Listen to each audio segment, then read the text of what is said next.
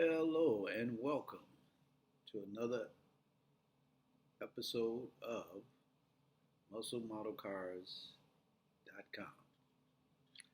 Well, here we go. This is what I promised you. Here it is. This is the finished uh, assembly of the 1970 Dodge Challenger. Okay, very nice, finished up. Looks pretty nice. If you asked me, I think it did.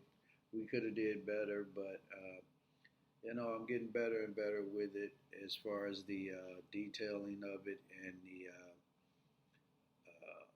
I mean, aesthetics to make it look as close as realistic as possible.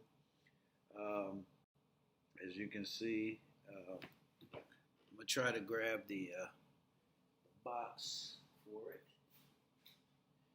Um, well, I'll get it later, but anyway, the front end of it, as you can see, with the lights put in, the badging, the badges on it, the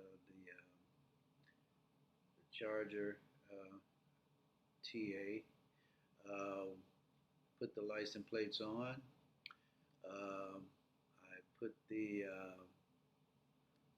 decals on, which would be the stickers going along the side. The TA indicating the Trans Am. The six pack here indicating that it's a six pack underneath the hood up here. The blower we went with instead of what's on the top box. We just put the custom blower on there so you could kind of see it. It's pretty impressive actually, and intimidating if it's a real car. As you can see the inside through the windshield. You can see the seats are orange and black. If you get closer, you can see the shifter down in there. You may not be able to see it, but it's orange. The shifter is orange. It's a pistol grip shifter. The handle of it is orange. I elected to leave the steering wheel black instead of make it a wood grain on the inside. We just left that black. The shifter down in there in the middle. The back seats also orange and black. We have the spoiler on back, custom. Okay, I could have just left it with the rear end spoiler back here with just this black part, but we customized it a little bit. Put this up here. That was an option, so I went with that. Gas cap chrome. Put the details in. We added our little, as you can see, little decals or promoters. As you can see, some of these are all decals that were on there. Okay, and we just added some stickers up here, which are promoters or sponsors, if you want to call it. And then, as you can see, as we go to the back, you have the tail end, the rear end with the, you can see the keyhole detail right there. The lights are red with a clear cover over it with the chrome spots that would be on the real vehicle. The bumpers underneath over it. Then if you look at the underneath it, you'll see that we kept it pretty nice, neat and clean. We with the tailpipes coming out the side, leading to the front, and these are going up to the headers. Okay, so all in all, it's a good look for the vehicle. It looks just as good as it did on the box. In my opinion, better because we added our own little custom interior to it. And as you can see at that angle, you're able to see the gear shift in the middle console there. You might be able to see some of the steering wheel in there. I should have made that, maybe I could have made it black, but you can see the mirror at the top. But all in all, I think it's a pretty good fit. We haven't decided uh, what's going to happen next, but I just wanted to give you the finished look. I'm going to post it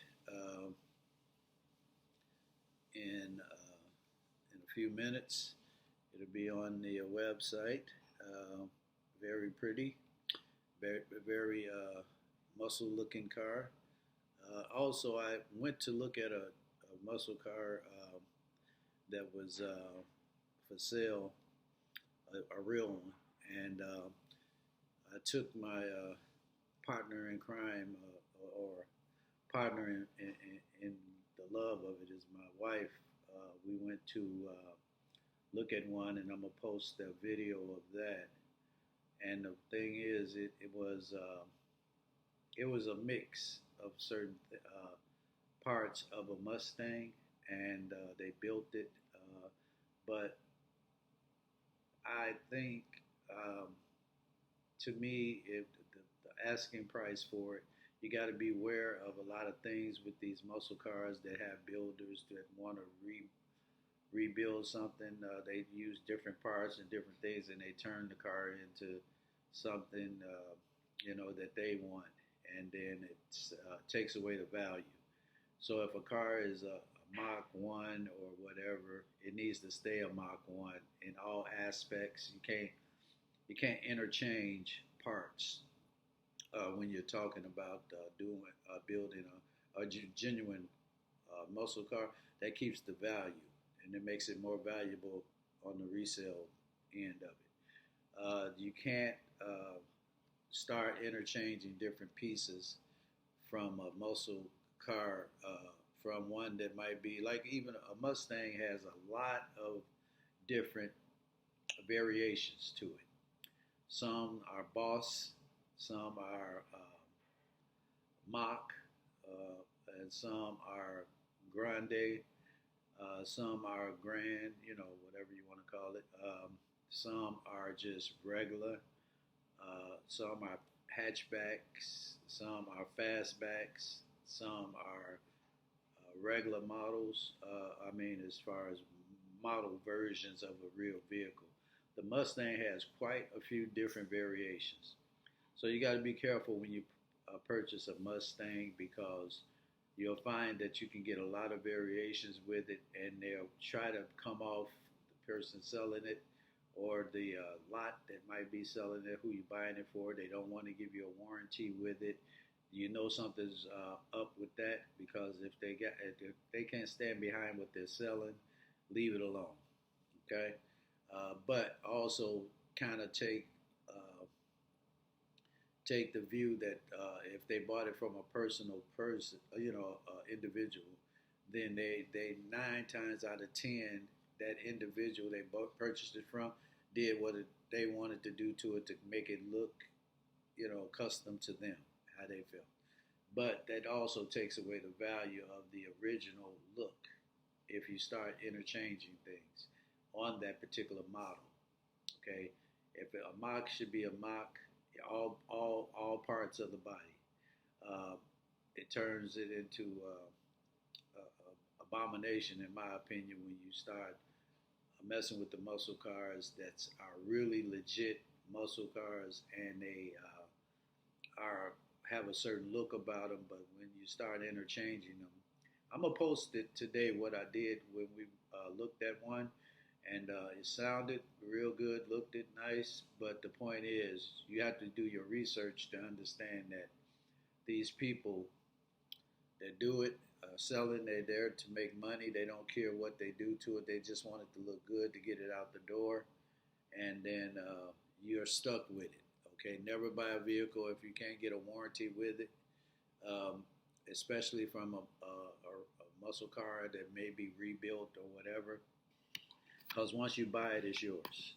Okay, and they don't have to take it back. If I understand about the limit laws and all that, but you got to understand, a lot of times these were built by the person who's selling it, or they built it and got rid of it after a few years, and it's maybe a show car or whatever. And once you drive it for a while, something goes wrong. Okay, so you have to be careful. That's all I'm saying. But at the end of the day, just wanted to give you the finished look of what we started from the first video for the build of the 1970 Dodge Challenger TA Trans Am version. And I put the hood scoop on instead of putting the six-pack air induction type of hood on it. So if I wanted to take this off and put the six-pack, what I showed you in the last video, then the hood would look just like on the box.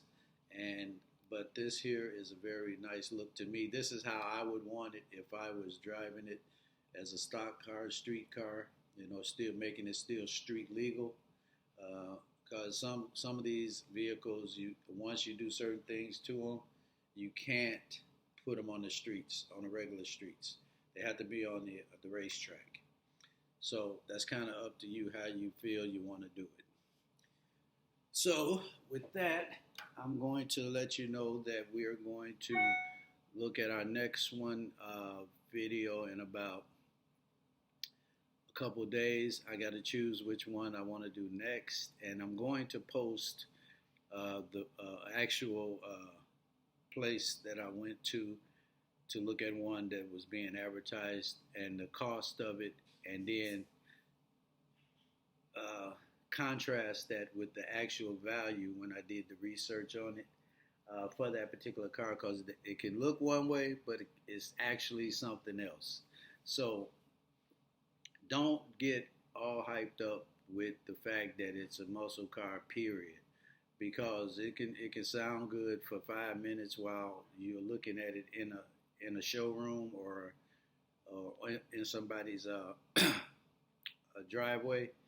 But once you drive it for a while, and once it had a chance to, all the juices got the flowing in it, all the fluids and everything, you don't know if it's going to, you're going to hear knocking on the engine, the rods, the cam shafts or whatever. Anything could go wrong with it. So don't be so eager to spend a bunch of money on something and you only heard it for 5 minutes. I'm going to show you the pictures. I'm going to post them. And the video that I posted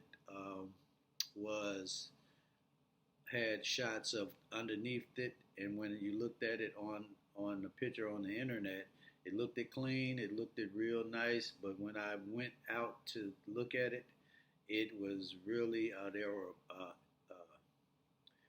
bubbles in the paint. There was kind of rust spots on it.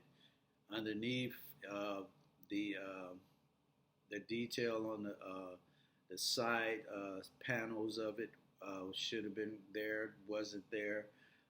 But you can't tell that by looking at the picture. That's why it's always good to go see the actual vehicle before you make a commitment to buy it or pay anybody anything. And you want to hear it run. So I had them turn it on, run. It ran good and everything. It sounded real nice, but it was only for 5 minutes. I didn't want to drive it after I saw it because I already knew that the car, something wasn't right about it. And when I say something's not right, I mean, it looked really good. The color of it was nice, but there are certain things about it that was missing that I know should have been there.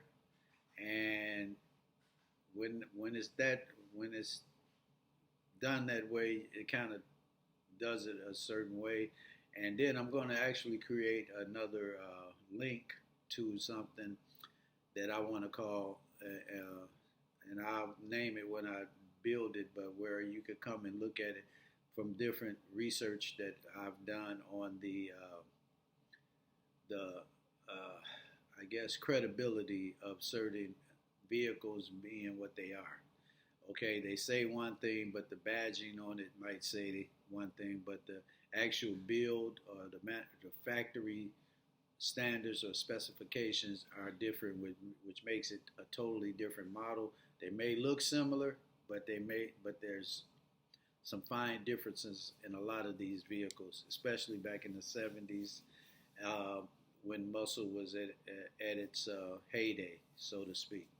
So you got a lot of people out here that's got certain vehicles and trying to pass them off as uh, certain things, but if you certain vehicles that are more high priced than what they actually are, but without all the paperwork, the badging, the specifications, the all the matching numbers on the engine to the to that particular model, to that particular frame, and all of that has numbers and serial numbers that should be logged somewhere in with whatever company or whatever car that is. Even in the 70s, it still should be in their system what that build was for that specific VIN number. So don't be in such a hurry to try to buy something just because it looks good, it sounds good, and you only heard it for 5 minutes and you didn't drive it. Even if you drive it for 5 minutes, you know that doesn't really tell you what's what's been done to it and what's not. You can't believe everything that a seller is telling you. Um, if it'll be an expensive uh, piece of metal in your garage or in your driveway. You might be able to drive it to the corner store, but as far as driving it and putting it in a show and building onto it is going to be tough because you have been pretty much duped into buying what you think was one thing and it's actually something else. Okay, if it were, even if it runs, in this case, we usually say if it walks like a duck and quacks like a duck, then it's a duck. But sometimes that duck can sound like something beautiful, a swan, look like a swan, and sound like a swan, but it's still just a duck. Okay, so don't don't fall in love with the idea of owning or having a muscle car just for the sake of showing it and then getting it and finding out it's a money your car is a money pit, so to speak. There are reputable dealerships, a lot of them out there, and they'll stand behind it. The first key, in my opinion, this is me personally, is that if you can't stand behind it, not even for 30 days, then that tells me that you don't trust what you have and that you know something's wrong with it. And if it's, especially if it has a rebuilt engine, or if it's doesn't look what it doesn't look natural to what it should look like as that particular model. Uh, that and with intermixed types of things to make it look custom is fine, but making it look a little bit more than what it is worth is kind of deceitful. And if the car is deceitful, then the person selling it could be deceitful. So you got to be careful with that. That being said, again, I want to thank you guys for kind of coming along with me. Those who came along with me on this Dodge Challenger build, from the opening of the box all the way to the taking the parts apart individually. I actually chromed these, made these chrome on this side. I left them silver, sort of like the regular aluminum pipes that would be under a real vehicle. But when it got out to here, where you can see it from the outside, I kind of, as you can see, chromed it on both sides. Okay, to give it a more a nicer look, to look like the gas cap here. Okay, But I do want to post that the one that I'm talking about as far as what I went to look at, my wife and I, and she she she's becoming one of those type of muscle model car muscle car lovers. But we had it ever since we were 16. We've had muscle cars. When I was in the military, I came back home with my first one, and has been a little bit into it. As she get older, she don't like me driving so fast, but she does like the look of them, and she'll tell me. She'll actually, if we're driving somewhere, she'll say, "Hey, did you see this? Did you see that? Look at that one over there." So she's getting into it. I'm converting her slowly but surely. She likes fast cars, but she likes going slow. So I gotta kind of figure that one out. But she used to like fast cars and like going fast. But I guess as you get older, you end up you have to adjust your driving. So me, I still like driving fast, and she not so much her, but it's fun. We took a trip. We fussed a little bit about it, but it was a fun thing a couple weeks ago, uh, and we took a quite a long trip, and we didn't speed or anything like that. But you got a lot of people out there. You got to be careful, especially when they see you with something like a muscle car that looks fast or whatever. All of a sudden, everybody want to race you. Okay, my wife used to get when she would take me to work back when my kids were little and everything. I had a Nova, a '72 Nova, I think it was. It was all built. I had headers on it. It was fast, quick, had the sound, had the look, had the mags on there and everything. But what happened was every time she would drive it, somebody would pull alongside of her at a red light, and she would end up getting challenged. And she said she ignored it for most part, but I guess one day she got fed up with the men challenging her in it because she's driving it, and she said but she uh, took off as soon as the light turned green, and they had a race, and she blew them out, I guess. So, but the car was pretty nice. Now that car I had uh, to have built. I bought it for little or nothing from my father-in-law and my mother-in-law, and from Michigan, and it was just a regular Nova. But by the time I was done with it, it was pretty hot. Okay, I don't know if I can still find pictures of it, but this was back in the '80s. But then I had I think uh, 80 Monte Carlo uh, blue. Uh, that one wasn't really a race vehicle, but it had the look of it. But I got challenged with that a lot and got offered a lot of money every time I park it at a 7-Eleven or something.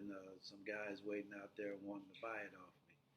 So you find out that a lot of people, when you take pride in it, it may end up being a lot of money for you if you take care of it and if you treat it special. Pretty much like your marriage or your girlfriend or your wife. You treat it special, and yeah, they'll treat you special. So, thank you for going along with me on this particular build. And the next one I'm gonna look at, I got a couple that I'm thinking about, but I'm gonna let my mind think about it for a minute, and then I'm gonna talk to my partner here, my wife, and see what she thinks she'd like to see next too. And then we're gonna start from the beginning, and then sooner or later, and we're gonna try to get better at the detailing of it from the inside of the vehicle, the seats, and then the accuracy of it and the cleanliness of it. Okay, uh, the the look of it. Okay, and as you can see, I put the six-pack sticker up here on there. So, this is what you would have seen on the actual vehicle, even with the black hood scoop on there, instead of having it the blower coming out with the factory version of it. Um, the TA model would have had the six-pack badging and on it on the side there, and the TA it earned for having that type of engine and the type of speed that it had. Okay, so that's pretty much everything. And what I'm going to do next time, I'm going to do my interior with a different type of technique. I really didn't like this too much. It's okay, but I think I could have did better. And I'll tell you about that technique once I see if I can obtain what I need to get it. I know a lot of people think this is a lot of work just for a model, but it does take away a lot of stress. It does keep your creative juices flowing. It it lets you gives you a vision of what you really want. Me personally, I like these type of vehicles. I would buy these before I would buy a 2024, 2025 because they're metal. They're not just all fiberglass, and they may not be as fast as some of these new Hellcats or whatever up under the engine. But you think about it, if you could build something for yourself and take pride in it like this, I think rather than just buying something for $80,000 and then just driving it, and then you'll never get the resale value back. Because soon as you drive something like a $80,000 car off the lot, is going to be diminished. I don't know, probably about $10,000 as soon as it is taken off the lot and then it just goes down from there, unless it's a classic of some sort. So, you know, think about where you're at with that before you make any purchases with muscle cars. Know what you want to buy. Give yourself a time to think about it. Don't rush to any. Now, I will admit, I would rush to different decisions because sometimes when you like it, you just like it. Okay, and I would say that this, something like this. If I'm seeing this, I would give it consideration based on the price, but I would also look at the value, the real value of it for what it has. So you got to know how to look at all aspects, the parts that make it go, the parts that make it sound, not just how it looks on the outside. Okay, because anybody can throw a cheap paint job on there and make it look hot. Okay, now the engine and the bloodline of that engine is a big part of the vehicle's value, not just the look of it. Anybody can get a paint job, but not all vehicles have a heart. Okay, you got to make sure this is your heart. Okay, the engine is the heart of the car, and the fluids for pumping through it at the right velocity and viscosity of it, the thickness and all the oils and all the fluids and everything. That's what makes the car valuable and dependable and resellable, actually, and makes it an investment instead of something that you just look cool in. Okay. All right. So just try to stay focused on your love for the vehicle, but also keep a clear head when making choices about purchasing different things for it, and you'll have a happy life with your new vehicle that you get. So I'll be putting another one together. Not sure which one at this point, but thank you for tuning in. And as we go, we'll know. All right. This is AJ saying goodbye and have a good day.